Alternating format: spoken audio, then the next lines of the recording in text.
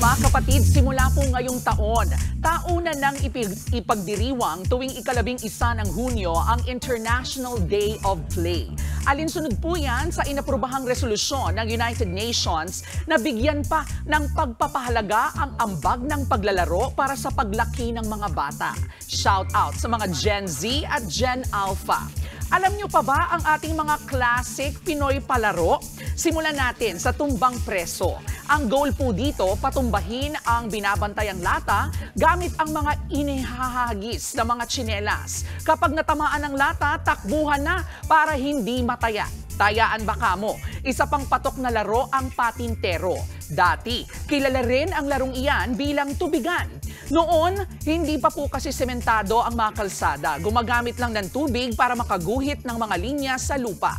Yan naman na yung nagsisilbing base ng habulan at tayaan. Sino pa bang nakakaalala sa larong shato?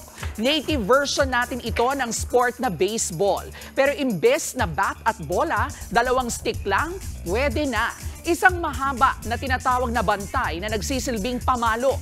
Iyong maiksi naman na ang tawag ay muning, ang pamato na hinahampas at kailangang masalo ng taya. Dito po sa Pilipinas, ang itinuturing na pabansang laro o sport ay ang arnis. Itong arnis na kilala rin bilang eskrima, sinasabi namang nagsimula noong di pa tayo sinasakop ng mga Kastila.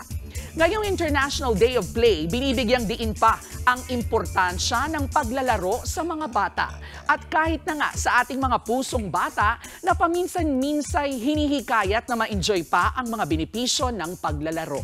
Alalahanin po natin yan tulad ng ating daily reminder na ang K-Alaman ay K-Yamanan. K-Okay.